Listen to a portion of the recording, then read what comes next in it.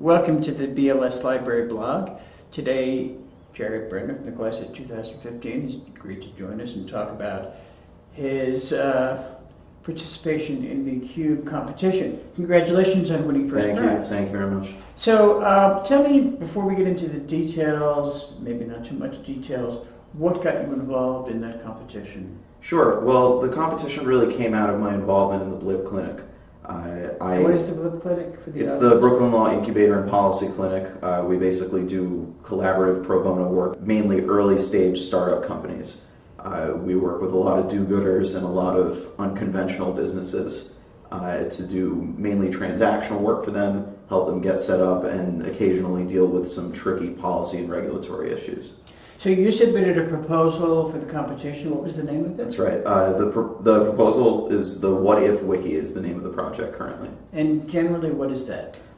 Very basically, what we're trying to establish is a wiki site, an encyclopedic site that can document discussions of policy issues where the law needs to be updated to meet the needs of innovative new ventures and meet the needs of emerging industries and technologies. We see a lot of potential for change, a lot of potential for reform that would appeal to young, tech-savvy, startup-oriented lawyers like the ones who are coming out of the BLIP Clinic and have been for the last 5 or 6 years.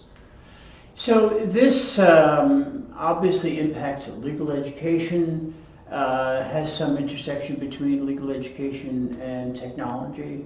Where do you see this initiative going?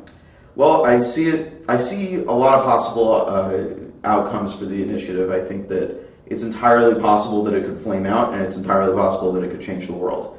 If it becomes an ongoing project at Brooklyn Law School and a real resource for which the school is known, if it becomes a platform that lots of people are using to document these policy discussions, and it becomes a true encyclopedia of potential policy initiatives, then I could see it eventually becoming a place where groups of people can collaboratively draft comprehensive reform proposals. I would love it if it became a website that creates outlines of proposed legislation that are created by groups of what Professor Askin, who gave me the idea for the project, would call legal hackers.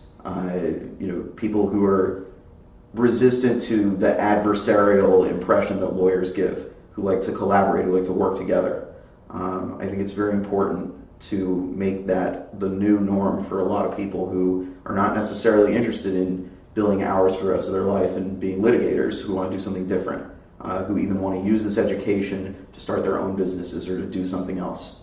I think we've seen an increasing trend of schools that are establishing entrepreneurship and innovation branded programs very similar to ours.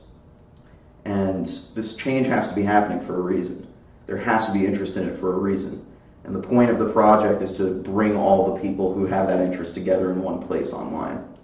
Well, it sounds like a really interesting project, and it's one that I, as a librarian, and Lloyd Carew-Reid, as a technologist here at Brooklyn Law School, are bringing to the CALI Computer-Assisted Learning a convention that's taking place in Harvard next Saturday on June 21st, and I wanted to thank you in advance for being part of that. Of course, my pleasure.